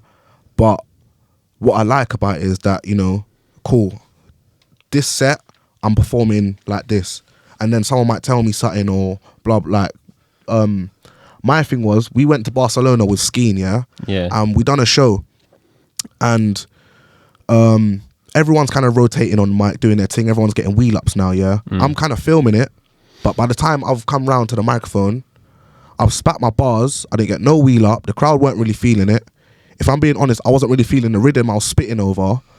But Squints told me something, and he's like, you know, sometimes what you do, no, not sometimes, what you do a lot, Outlaw, is you spit your bars and you'll spit all of them. You know, so if I've got like a verse, I'm spitting the whole verse, then the next verse, then the next verse. He said sometimes you need to be a bit more short and sweet. Yeah. So spit 8 bars of that, and then go to your next signature 8 bar, and then your next signature, like, keep it active. So I don't know if you've noticed this, but since Barcelona, if you watch every of my set since then, I've switched up a bit more. So now if I've got like a verse that's like a 64, back then I'll spray the whole 64. But now I might spray 16 of it and then switch the whole thing completely. Fair. But it, again, because things like that just keep the audience engaged, because you know you're using a whole different flow pattern now, and then you might be spitting one thing and then you go to your signature like, it's Skarr. Like, do you see what I'm saying? Yeah, that's a cheat code, by the way. Yeah, cheat code, fam. So little things like that I've taken into account, because it's like, all right, cool. Maybe someone doesn't want to hear me rambling about waking up and going to work and blah, blah, blah. Some people just want the switch up of flows and energies and whatever. So since then, yeah, if you look at my sets, I've been switching what I'm actually saying. And then, bro, SQ, shout SQ as well, because he's another one that gives me bare advice. Even just down to like spitting a verse, but like the DJ's in the middle of a mix. Again, back then I'll just keep spraying my bars and keep spraying. But sometimes spray your 8 bar, rewind, give yourself a wheel up in your head. Even I've started doing that. Yeah, bro. Oh, it helps, man. Sometimes, bro. Even like yesterday, bro. Yesterday at Brad's birthday, bro. Couple times I was running out of breath. So the easiest thing is kind of turn into a host. Like, leave out 4 bars. I know that sounds mad, but leave out 4 bars, or the last 4 bars dot in and out. So like, instead of me saying like my whole Skarr thing, just say it's Skarr. It's Skarr. Do you get what I'm saying? Yeah. Instead of saying the whole thing. That also builds up with what, if say the DJ's like mid-mix. And then the whole... sometimes you're able to get a breath from that. Go again. Or like Outlaw said, just do the 8, come back again. It might even sound better when you drop in. Like, I might say, man, one try, one bye. Do you get what I'm saying? Yeah. I'll do 8 and come back, because when it drops back in, it's even more mad. Yeah, and sometimes that even like you might do your signature 8 bar, all right, DJ's mid mix, and instead of you keep spitting, once he finishes the mixing and then you come through, you revitalize your energy. Yeah. Man, one try, and then boom, wheel up moment. Do you see what I'm saying? Exactly. So sometimes it's necessary for you to to repeat yourself, and don't feel shame that you've repeated your bars, because they're your bars. And these are just little things that MCs do, you know, even down to things like, let's say you've booked me for a set. It's an hour set, yeah. I'm not sure if I've got an hour's worth of bars, I'll be real. However, if I'm cutting and chopping and repeating them in my own head, I can fill out the hour by doing that. Yeah. Do you see what I'm saying? It's not just because if I just spray my bars one after the other, I can give you a solid 15 minutes, bro. Do you see what I'm saying? And that's not good for no one. But if I stop every here and there, if I let you, if I give you space to breathe as a DJ when you're doing your little mixes, you know, especially when the tunes kind of clash sometimes, because sometimes they do clash. You know, turn into a host, start talking. Even, you know? Sorry, just to let the tune breathe, because sometimes man wants to hear the mix myself, because sometimes the mix is harder than what I'm spitting. Do you get what I'm saying? Like, we're still fans of music as well. Yeah, so it's not even that though, but like, you know, there has to be, from what I noticed, like, I mean, I feel like I have all the knowledge, but I don't always apply it. I'm learning to. That's why I want to start. That's why I'm starting to DJ. I'm watching a set and I'm watching, like, say I'm watching Millsy mix, I'm watching Sahib mix. It's like, there's a synergy between MC and DJ. It's not always just the MC has to spit his bars throughout the whole thing. Yeah. Do you know what I mean? There's also a DJ who's giving you, like, the platform to spit your bars. Yeah. And then the bar have to work well with the mix as well. Yeah. So you have to be able to hear both and the chemistry between them. But that's when you say about me curating my sets. One thing I always think of is who's going to sound good over this type of DJ. What does he like to play? Yeah. What am I expecting from someone if I put them on this? Or if it's something different and I think, oh, maybe I'll get this type of MC who makes tunes like this, but the DJ comes with a slightly different sound, how would that sound? Yeah. So you've got something different as well. So it all comes down to what me as a fan would like to hear, but how do I make sure that it's heard and it's done properly? Because bear in mind, I'm not always in control of what happens, but I need to make sure that I can just, like, you know, have the canvas there, have all the equipment, and you, man, as the artist, can then paint the right picture. And I feel like that's the beauty of music, yeah, because obviously I'm not also just trying to be an MC, I'm trying to be a producer as well, and I'm trying to be a DJ, or at least I'm trying to learn how to be a DJ, because I feel like to whatever craft you're in, you should also learn all other aspects to it, you know. 100%. So me as an MC, I want to be in a room and I won't need a DJ because I know how to do it myself. Cool, I've got my USB in my pocket, I'll load up a tune, now I can MC. And the tune I'll load up is a tune that I made on my computer. And then in terms of production, you know, learning things that, like, don't overproduce a song because you want there to be space for vocals. You know, because if your tune is too sounding mad and digital, when someone puts vocals over it, it's just going to sound like a mess, overstimulating. What you're saying about being a DJ, I always watch DJ Dandy do this all the time. He's someone that pays attention to his MCs. So I'll be spitting a certain verse and he'll do the cutting in and out of the thing because he knows what my next bar is and whatever. And even after the first set we did with him, the next set when I came back, I'm pretty sure he was spraying some of my bars, bro. And it's because obviously he's edited all the footage, so he's probably listened to it a couple of times. When you're editing stuff, you watch Dandy things back is the guy. sometimes. Hey, get Dandy on the next episode, bro. I feel like I would like to get, like, Lulingo. Do a Skiing episode. Yeah, I really want to. Episode. I haven't spoken to him about it, but it's one thing that I would need to do. I'll chat to him. But no, trust me, that's a good vision. And yeah, man. Say no more. But bro, I just love what we're doing, bro. Nah, bro, put it like this, yeah. We're on the right path, man. We're on the right path because I feel like if I wasn't doing this, I would still be lost, man. I'd probably still be.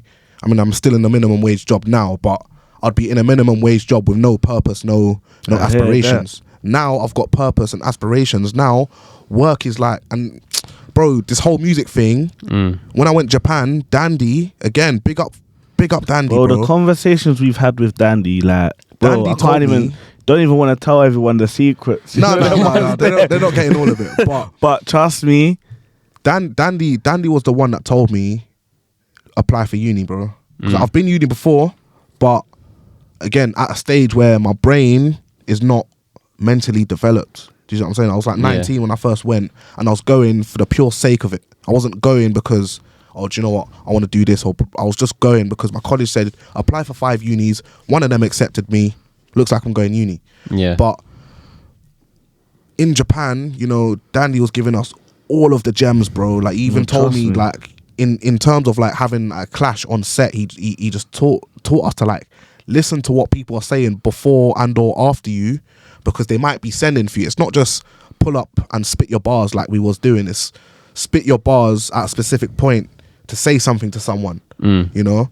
So just little lessons like that. And yeah, he told me apply for uni. The worst they can say is no, and then you continue as is. And if you do get accepted, you know, get your student loan, use that for music. And I have been doing, I've bought studio sessions, I've bought rhythms, I've bought like, you know, hard drive, just everything that that my student loan, all the money that I get from the student loan, as much of it as I can, I'm putting it back into the music, you know. That's what you know, when I first started doing sets, that's what was funding it. Yeah, man. Like final year, hold tight SFE. Final man. year shoot. Nah, fuck them, bro. Fucking interest on that wankers. I mean, I hear it, but I'll cross that bridge when I get to it. Right now, I'm enjoying the fruits of their labor, I guess. And yeah, man. So, bro, there's this producer I'm talking to now. Shout out Slex, yeah. Cold produce, bro. He sent me a preview of the beat I want to use for Vex, yeah. Wow. Bro, you know when you find that producer. Wow. You know when you find that producer. Yeah. It's a good feeling, bro. It's a good feeling because like there's how many grime instrumentals, beats, whatever, rhythms, whatever you want to call it, yeah, they're out there. There's how many producers. But not every producer has your sound. Yeah. You got Dave Yo. He's got the soul grime sound. You've got Lalingo. He's got his sound. Duppy, he's got his sound. Yeah, and I can't lie, Duppy's sound is sick. Yeah. You heard that? Yeah, bro, yeah. The one you just put up. Yeah. Is it Headback Rhythm? Oh, what's it called? Or is that something else? Nah, I think it's... Do you know what? I was listening to it today, but I forgot what it's called. I can't... But bro, again, you see when Duppy was doing his thing with Squints and Rens, yeah? Them three, back in the mob set days, yeah? That's what kind of got me back into grime, because back then, my knowledge of grime was like Channel U and whatever's on Spotify. So I never used to listen to sets or radio or anything because I just didn't know about it like that. But if your tune's on Spotify or in the grime shutdown playlist on Spotify, I'd know about it, yeah. But again, going to Grime MC, I would always, obviously Jamie would do his thing. He'd bring out like Skepta or who else have we seen there? You know, Frisco, Chip. Yeah. You know, your standard grime legends, you expect them to be there. Yeah. But it was Duppy, Squints and Rens. When I'm seeing these brothers, I didn't even know who they were, but I'm seeing them on mic and the way they go off each other. And I'm like, rah, these men are sick, you know? And then obviously I follow them on Instagram and then I'm seeing what they actually do and the music they put out. Duppy, funnily enough, it was on a Lalingo rhythm, I believe. Dots on Us. Yeah. That was the first tune. I knew about Duppy before, but that was the first tune that made me take heed and start every project he drops now. Yeah. Because that tune there, bro, Dots on Us, that was that classic. Yeah, I've known about high energy years. grime. I feel like one of the first people I wrote about for Grime Originals was him. I think he had... I hear it. Fuck, what was the tune? I think it was called My Guy. Like 2020 fucking times early. Jeez. Yeah. I've been writing about Duppy for ages. Yeah. Squints with SQREd as well. That album there is still one of my favourite albums of all time, man. So many bangers on there. Feel Good, the Duppy version of that. What's Good? Bro, I could just list you so many SQ tunes, yeah. Bro, that just them three working together. Rens, Whoop Did He Do tape. Do you see what I'm saying? Bangers on there, Loose. Oh, bro, them three just made me realise, oh, what? new gens, cool. Around the same time, I'm listening to like SBK. I'm getting into manga more as an MC as well. Like, I'm just listening to all of this new music, and I'm at these shows, and I'm like meters away from them, looking at them like, Raj, you know what? I want to be up there with them, man. One day, I'll be that taking pictures, be that, you know, whatever. I'm gonna make it to that stage, bro. And so yeah, just applying myself to that. Like it's just been so mad, bro. It's been so mad. Yeah. Question: do you feel like you have a specific sound you can identify that you like spitting on, if that makes sense? Yeah, 100%. So I had, again, big up Dandy. I've had the same conversation with Dandy, innit? And that was our whole premise of our tape. This is what I'm doing now. What is the Outlaw sound, innit? Because I played him a version of a song, an unreleased song, and he says, oh, it's all right, but it don't really sound like you. It's not an Outlaw type beat. And he said that, and I was like, an Outlaw type beat? Yeah, do you know what? I hear you. Like, he basically he told me to be a bit more ambitious with my beat selection and what I actually want to sound like. Now, I'll be real, the mix that I played him was just a terrible mix, but again, what he said about that resonated with me, because now even on set, if there's a certain tune playing, I won't grab the mic. Do you see what I'm saying? Because I know this ain't really my tune. I'm not really feeling like this. So if I jump on, and that's one of the things I hate as much as an MC, is that you jump on and the tune that's playing is a bit whack. I don't know. The last time it happened to me was at Mode FM. I don't even know who was spinning the rhythm, but they was playing some digital dubsteppy kind of rhythm, and every time I get a tune like that, I just don't feel like I sound good. But when you slap on like an old school Skepta rhythm, or, you know, put it like this, when I put my energy into a tune, you just know that I'm feeling that rhythm in it. So I 100% got a certain sound that I like, and this new producer that I'm chatting to, I'm gonna work with him heavy, bro, because his beats, bro, is I just found my producer. I'm gonna ask him actually to do a tape with him, fam. Car. I heard that one. Again, Dandy, he told me, fam, when you find a producer like that, work with them, bro. Listen, I got to shout out Millsy for this one. Yeah, he put me on to Mesotron. Yeah, it's one of his favorites, bro. Bro, he's cold, isn't it? Cold producer, bro. Since that set, there was that one instrumental, the one that Cryptic's about on. Yeah, Metal Gear Solid, and I swear down, I spoke to Millsy. He said, "Yeah, you gotta ask the producer." He gave me the Insta. I think he must have messaged the producer to say, "Yeah, you expect a message." Me and the guy was talking, and like since then, like it's mad when you build a connection and you've never met. Do you get what I'm saying? So and he's always posting like bits on his story, like snippets of tracks he's making. They're all fire. Some sit with me better, because what I realized, he's got like me, I like them old school grime rhythms, like greasy, like what can I say? I'm not even gonna say pow. When I'm here, stuff like that, them type of rhythms, them Heartless Crew ones, and the ones where there was like the ones that really were the grime that came from garage. Let's say that. So that's what I like. There's something about them. There's something about spitting grease on those ones. Like it's different to just any rhythm.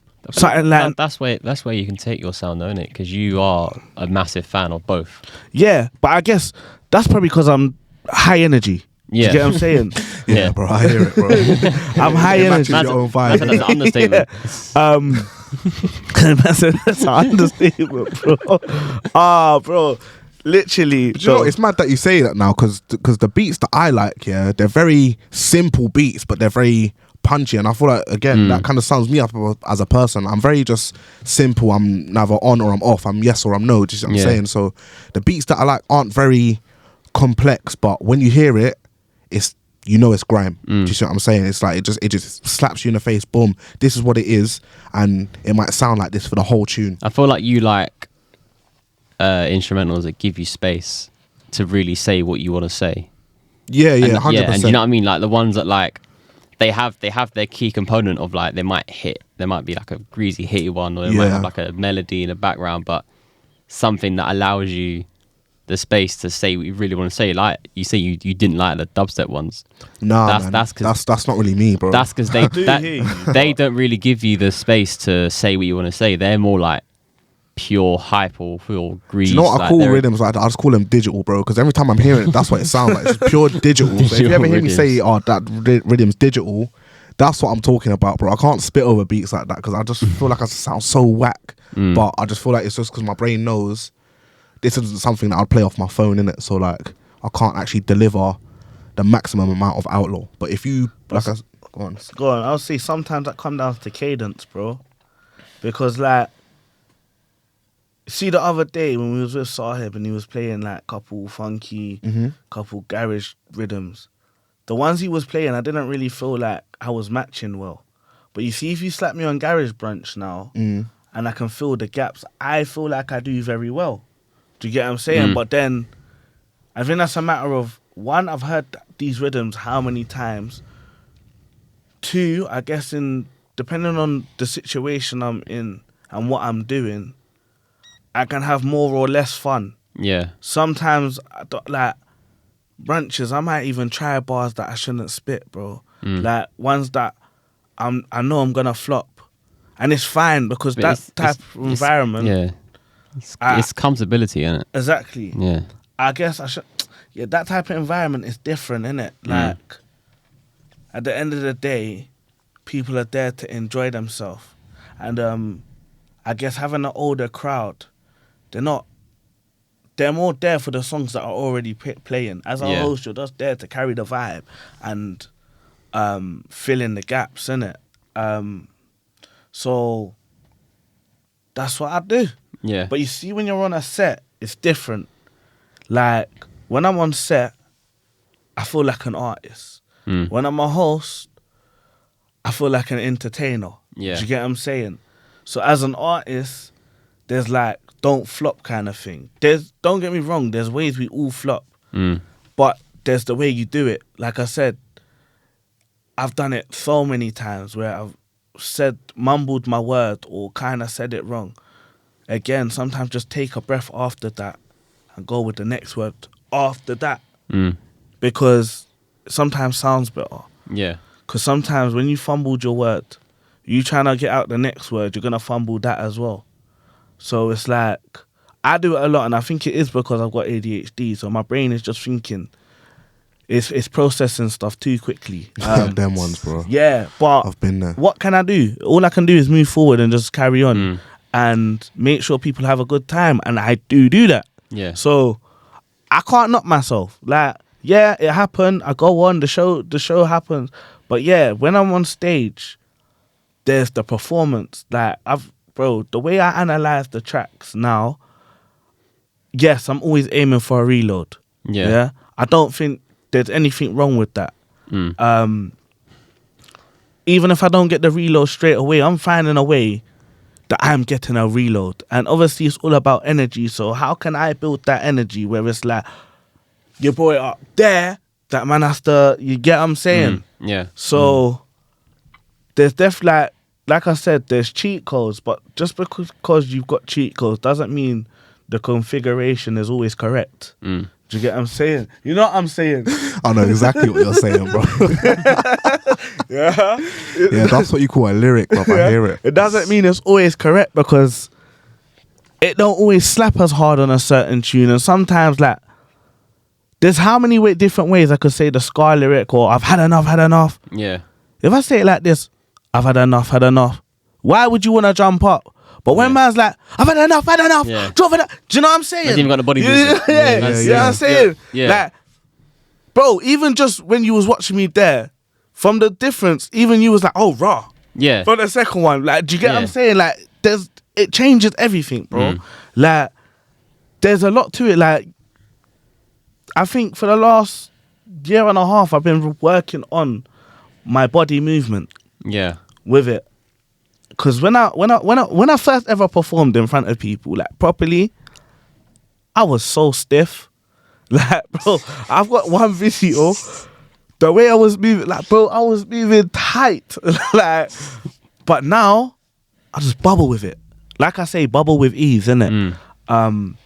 Just bop, have fun, enjoy it. Yeah, feel free, bro.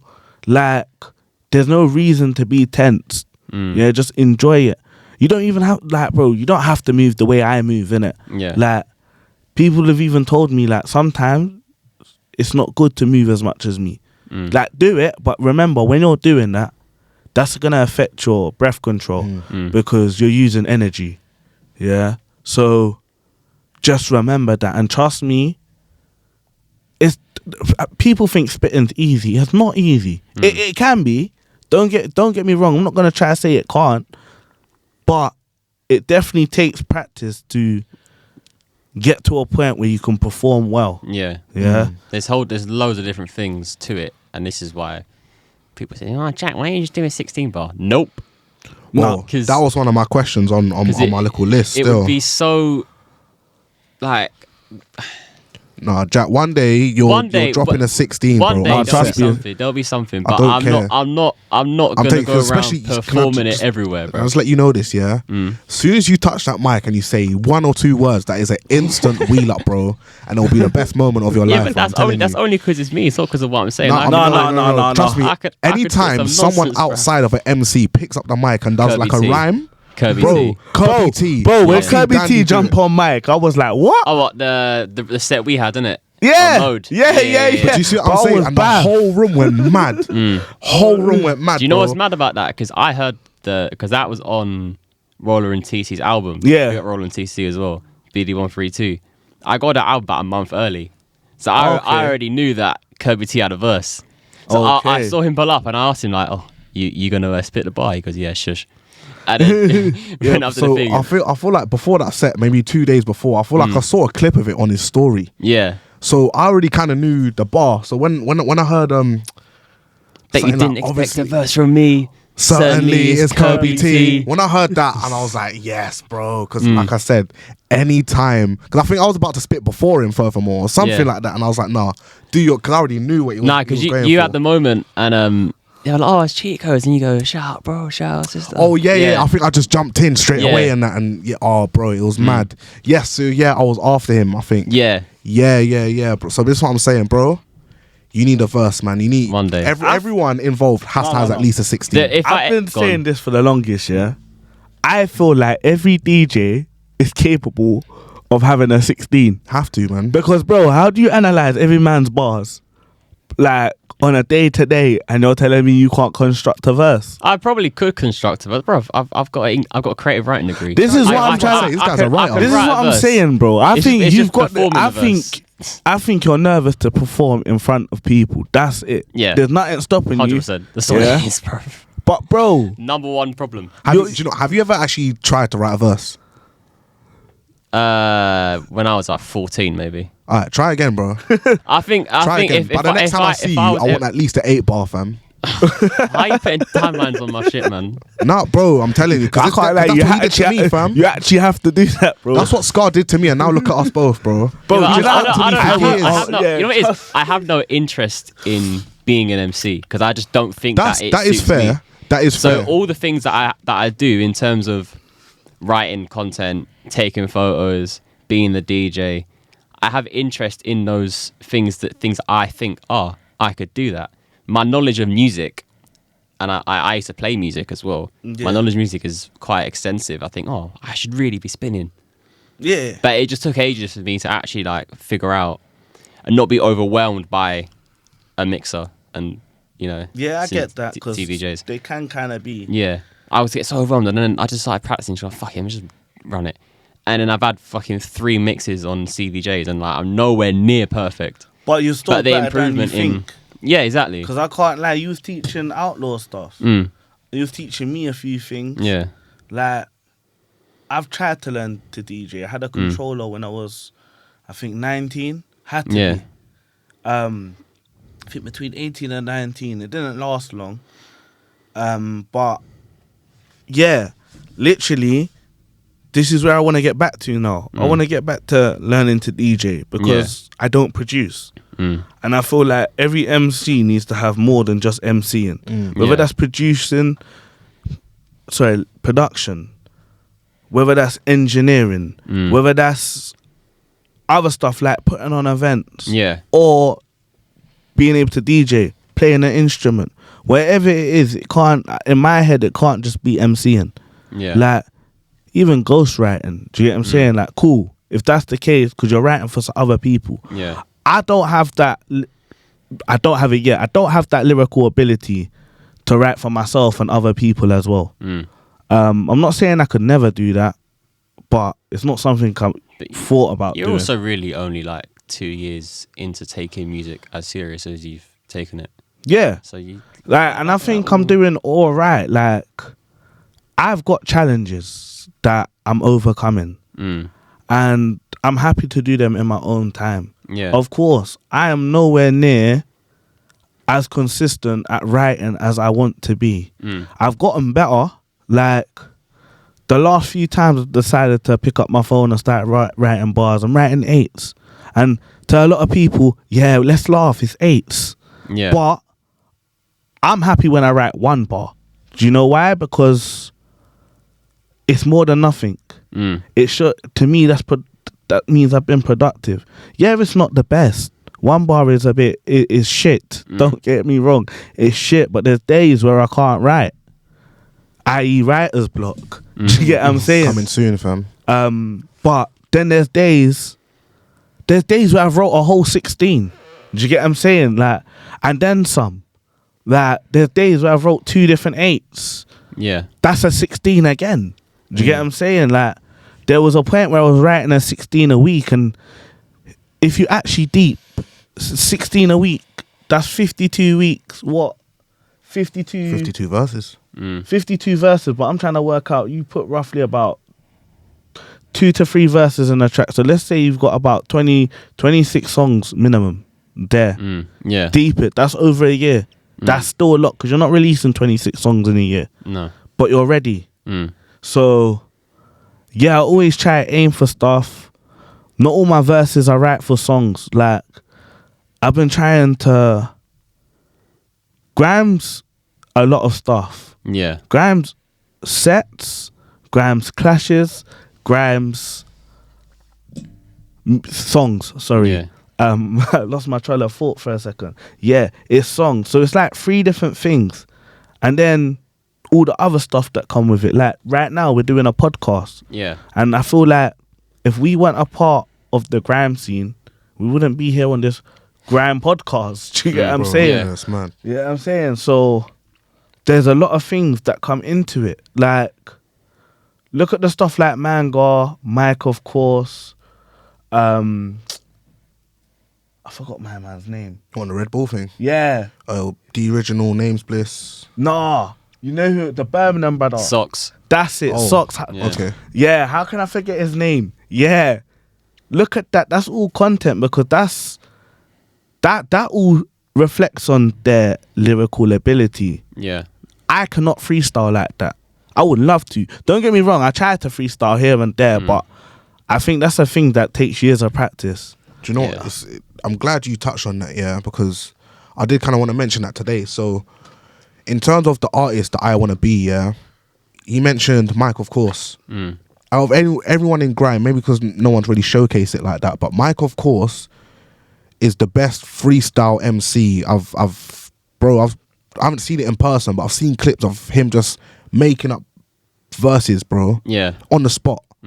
That to me is wild, especially at 140 BPM. To think that fast and to be good at it is mad, But I'm okay with not being that. You know, that's his role. He plays it very well. I don't need to be that.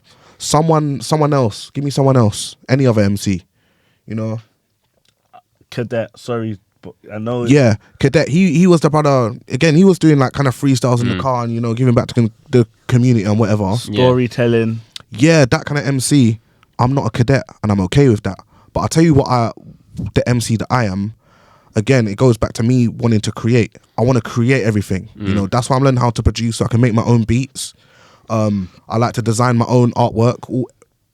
Besides the one me and Dandy made, which technically we made it together, I made all my own artwork. Yeah. So that I want to be just involved in every step of it. I'm in uni now to learn how to be a studio engineer, so I can at some point mix my own vocals. So I want to be a creation MC, you know, because I do want to be just grime. I don't really want to be anything other than grime. But beyond that, I want to create every single bit of content. You know, like JME, for example.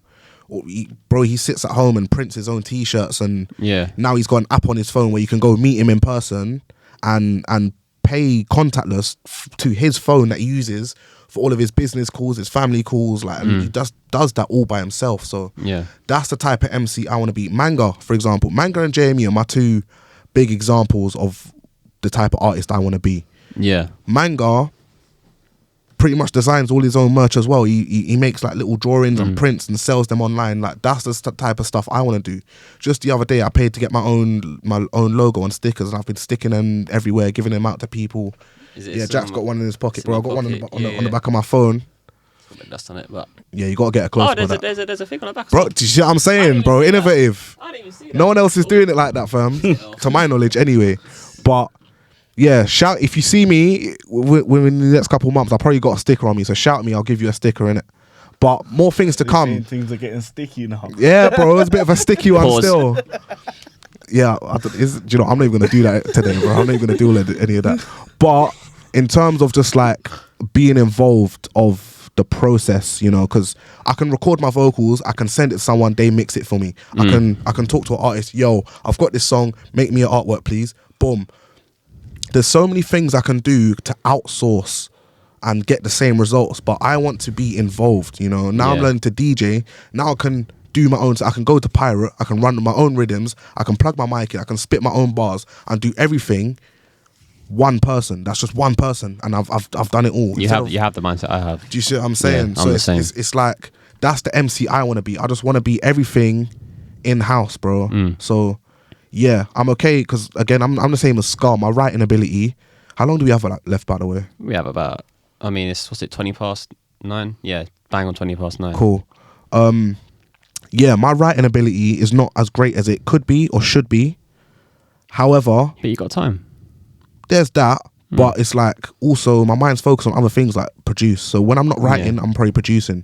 When I'm not producing, I'm probably, you know, doing something like looking at fucking pictures to save to my phone of inspiration. And so as long as I'm still working, that's the main thing. As long as you're still working towards whatever your end goal is, then I think it's fine that you're not writing. Do you see what I'm saying? I got a couple questions on my phone. Is it good to ask them? Yeah. No, how dare you ask me Don't questions? do that, man. Allow me, man. Right. So we've got about 10 minutes, right? Yeah, go on. Right, so keep it quick fire, yeah?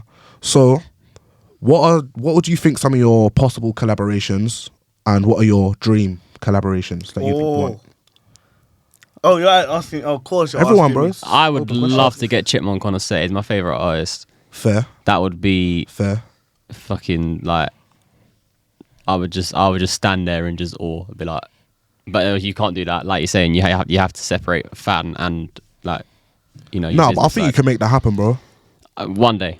Chip on the Shapin Grime. It'll happen one day. It will definitely happen one day. What about you? Nole. Okay. Like, I can't lie, But do you see that as more of a dream collaboration or a possible one? Obviously, they're all possible, but both. Yeah. But like, it's been a dream for a while now. I've been wanting to be on a set with like Nole. Nole is like, sick. I'm not even saying necessarily collab on a tune, but collab. Yeah. Okay. Like, she's for a while been thinking it. I even mentioned it to Dandy. Like, I wonder if we could try to get her on a set. All you can do is ask, really. You get what I'm saying? Bro, so you should reach out one day, man. I might, bro. I will do it. That's how I got in contact with so many MCs, bro. Like SBK, bro. I just messaged him about his music one day, and he replied, and like, now, do you see what I'm saying? No, trust me. I think my dream collaborations, obviously, it has to be Skepta, man. It has to be Skepta. I do hear that. Be that one on one of his rhythms. No, I would like him to feature on one of my songs, but I would like to make a song of one of his rhythms. I think, okay. Yeah, that's what, like, if I was to do like a solo tune, of a thing. I think a possible collab that I think I can do is JME. Like that is 100% on the table, bro. Like I reckon within the next year or two, me and him could probably do something together. That would be. You know what? Mental. Talking about that, Jammer would be sick to be on a track. Oh yeah, Jammer's on my bro. I haven't actually written out the list. I should do, but I've got a mental list of people that I want to work with. Even another dream one, which is slightly left. Pink Pantheress. I don't know if you know about her. That would be. I That is so lit. I just love the way she samples, bro. I sampled one of the songs she sampled. No, I sampled one of her songs, and that song is a sample. You know, Pain. Yeah. Yeah, I've played it on set a couple times. Yeah. But, bro, that tune there's been times where I've just been listening to it on repeat. But it's just because I just like the way she samples, bro. I think she's a sick producer. Do you know what's funny, though, about that one rhythm you made? What? It's weird that you made that rhythm. Because for me, that's kind of for me personally, that fits into one of them categories that you say is not an outlaw rhythm, is it? So to but you know what? Do you know what's a joke? That is 100% outlaw rhythm, fam. Mad. Like that's something like if you made that, bro, I can listen to that tune on repeat, bro. Like, even just her original Pain, bro. Just something about it speaks to me. You might not think, oh yeah, that's an outlaw, because I wouldn't play it. Bro, it's even more mad that bro. I'm a Pink Pantheress fan still. I don't listen to all her music, but the stuff that I have heard, I can't lie. Yeah, she's got it still. What is your opinion on Grime is Dead? You know what? Next question. You gotta bring up the old school lyric in it, yeah. And I'm gonna quote it. Grime's so dead, that is not dead. Yeah, that one comes from Wiley, bro. Wiley's another one we need to collab with, fam. I feel like that's possible as well. Just about. I mean, he knows of me through Grime original shit. He followed I think Dandy on Twitter the other day, fam. He's been following me for years, donkey's years. Yeah, I used to chat to him on Twitter before he got shouting, all that fam. Shit. Yeah, I could make that, bro. I've got his sister's number. That's mad. I'm gonna move on. I didn't even know you had a sister. Okay. Janaya, right? Yeah, because she manages like all the igloo shit and stuff. Okay. Yeah. Okay, because you know what? I only really know her from Spaces. She's in every space. I know. That's every space. I don't know what she looks like. I don't really associate with the Spaces shit. That's why I haven't really like. Bro, I used to listen to them for banter, bro. They done my head. Right. Big or small, and this kind of links for that. This is why you can't. Do you know what? Whatever, man. We're moving on.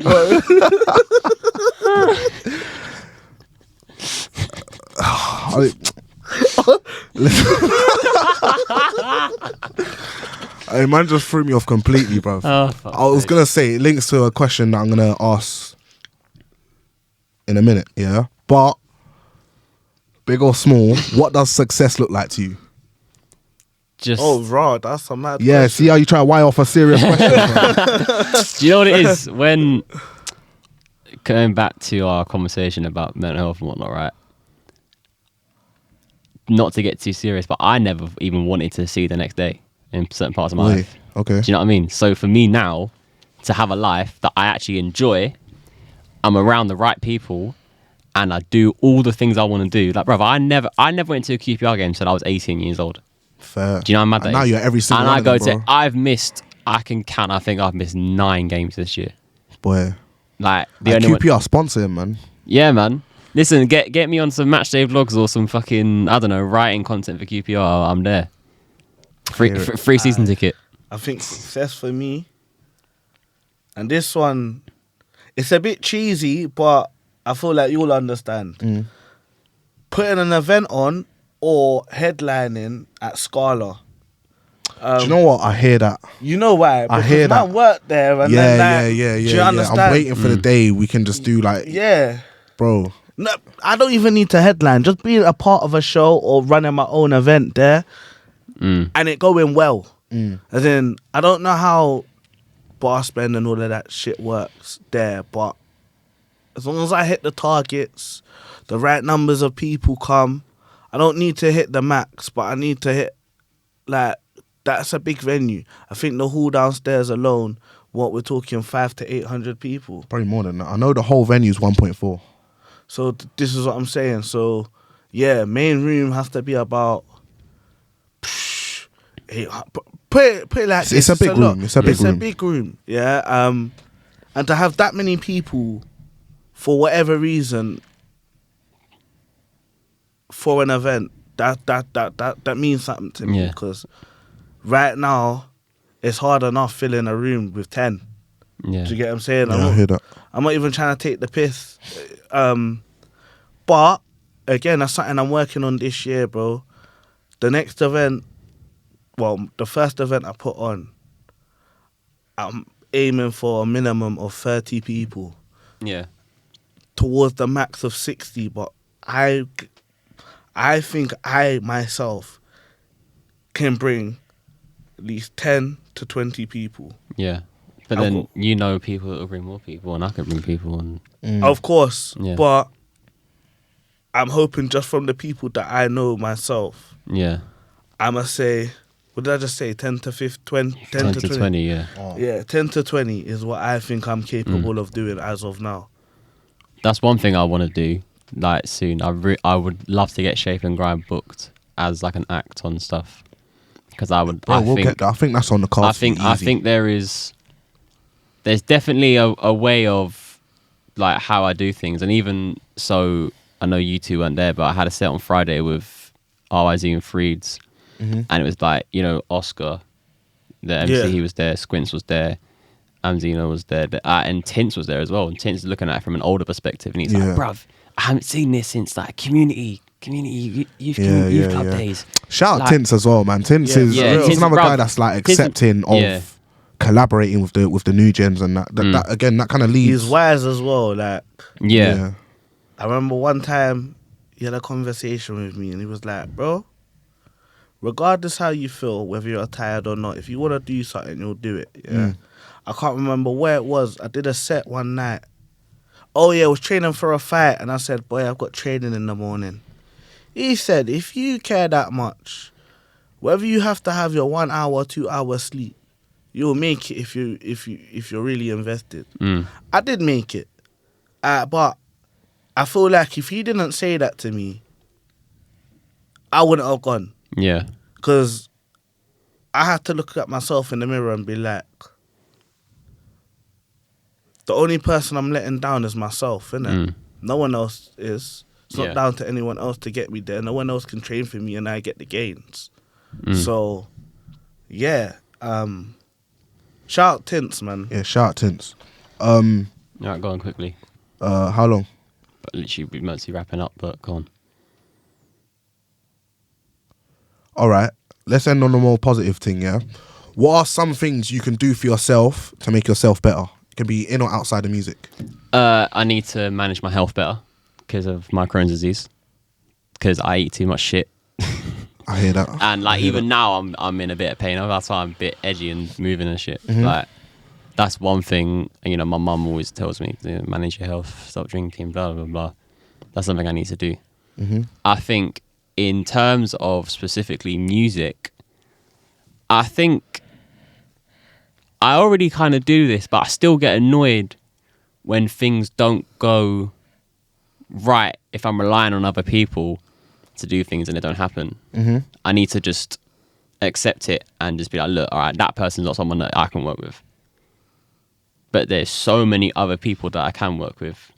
There's so many other people. I mean, even you two, for the set we done last week, I called you on a day and was like, yeah. Do you want to pattern this set? I called Sahib on a day, was like, bruv, I want to DJ with these two, but I'm a bit nervous. Can you help me just sort of supervise and make sure I'm in time? Like, when you watch the footage back, you'll see me keep looking to him and be like, is that in time? And I know it's in time. He knows it's in time, but I'm still asking him. Yeah, because I was still a bit like on edge about it. But I don't think there's anything wrong with that though. Of course, but I mean that getting over the initial nerves and understanding that A, you have people that you can work with, and B, I'm already a lot more confident in myself than I was when I first started all this shit. But just keep building on that, because I know I have something that is very valuable and something that is helping people. Just keep doing that, because it gives me purpose. Fair. What about you?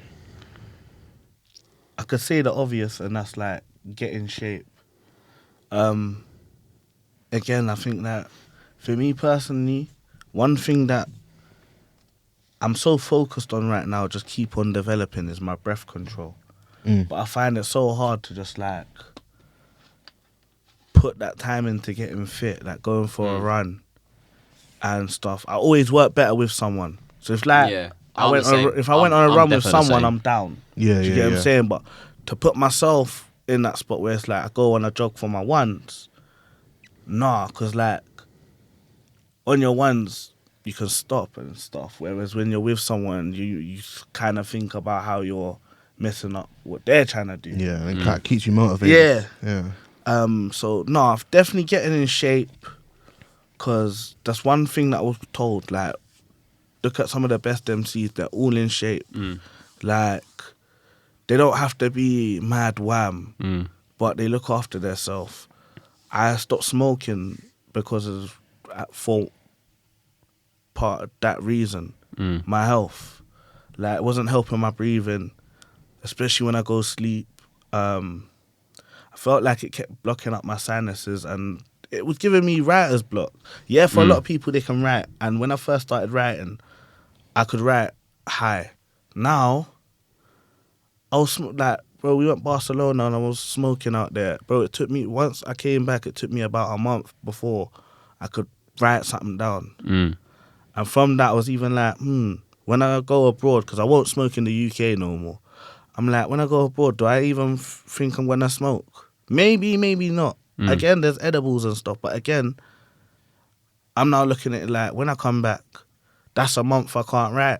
Do you know what I'm saying? That ain't good for me. It's not productive. Exactly. And it's not like I haven't tried to write. Nothing's coming to me. But it's like, after that period, stuff's come in my head, whether that's a one-liner, two-liner. And again, sometimes one-liners is just a start, and then you build on that. Like, bro, the amount of verses I wrote recently, which to some people, I'm not even going to disclose it, but to some people it ain't a lot, but for me, it's more than I'm used to. So it's a lot for me. Do you get what I'm saying? I'm happy. I've literally just made a song. Do you get what I'm saying? Like, it's not recorded, but I've got a song ready, and it's gonna go hard. Yeah. And like, bro, after this, me and Outlaw are gonna record it later. Just a little demo. And I'm gonna send it to the producer, get his blessings, whether or not he'd like to actually let me have the track. But like I said, I'm trying to, with the people that I work with, I think loyalty is a big thing, and I think a lot of people don't stick with being loyal. Like, if someone gives you a song, don't go spread it to everyone. Like, someone's given me a song, he's told me don't give it to no one, it's only for certain people. I ain't even give it to Outlaw. Do you get what I'm saying? Like, and we're cousins, like, we share everything. Do you get what I'm saying? Like, we've shared stuff we don't. But you see, when I feel like someone's told me that specifically, it's like, I respect you. Do you get what I'm saying? Yeah, keep it. Yeah, it's like, it's the same as if he had a song that he's like, no, I can't give this to you. Or sometimes you do, but like, bro, don't play that. Like, do you get what I'm saying? Me, I respect that, because I want to work with you, and I like to write to music. I think it's good that for people who are able to write without a beat. I have to feel the beat, like the beat, and then find the lyrics. Do you get what I'm saying?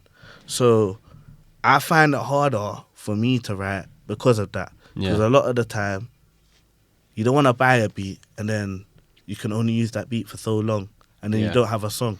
Because you must have had beats where you've only wrote a 16 to, and after that you can't write nothing else. Probably. Okay. Probably. Off the top of my head, I don't know. But I think for me, what I'd say, again, I feel like everyone could be better health-wise. I already stopped drinking alcohol. I'm like, what? Almost 8 months sober. Well done. Right now. So, but alcohol's never really a big thing for me. I say I'm in the process of I say I'm in the process of stopping smoking weed. I am and I'm not. Like, I definitely don't smoke as much as I used to. Yeah. Like, I haven't bought any since like last September. So every time I have smoke, it's someone passing me a zoo or something like that. I've definitely got out of the habit of smoking every day. I don't think the or maybe I just haven't noticed it, but just how much I smoke, I don't think it has a good or bad. You know, like you'd expect to feel different. Yeah. After I stop smoking, I don't feel like I feel that yet.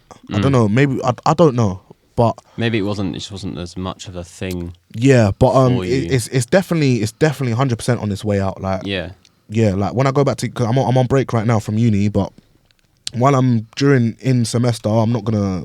I think that's why I originally stopped, because I just started uni again September, innit? So yeah, that makes sense. So my brain was just occupied with work, with uni, with music. So like on my time off where I would smoke, I'm so tired I just go straight to sleep or whatever. I'm not even worried about building up a zoot no more. Yeah. But I think number one thing I need to work on now is reducing my complacency. I always leave things to the last minute because I'm confident enough that I can get things done on, by the time. But sometimes if I have an idea, record it, write it down, do it. Even if it's like such as, I need to take the bin out. Instead of me thinking, that bin's full, I'll take it out next time, I'll pass it or whatever. Take it out there and then. Yeah. Little things like that, because that's how things ultimately get done. My mum would love you, fucking hell. Maybe, man, maybe. But on that note. Yeah. So on that note, just be better, man. How you gonna know better and not do better? That's what Jingle told me, man. How you gonna know better and not do better? So 2025, more content, more music, more sets, more productions, more vibes, man. More collaborations, man. More good energy, and trust me. Yeah, man. That's it. Let's have more life. Shapin Grime, man. Big up Jack. Episode 2. Big up Jack SQREd, yeah. Because again, day one, yeah, my holy trinity, yeah, is Shapin Grime, Zeng, and Skeen. Those are the only 3 things I need around me to succeed, fam. And bro, you're doing your thing, man. So Jack, so are you two, man. Big love, man. Yeah, man. Respect, trust me, bro. Every time.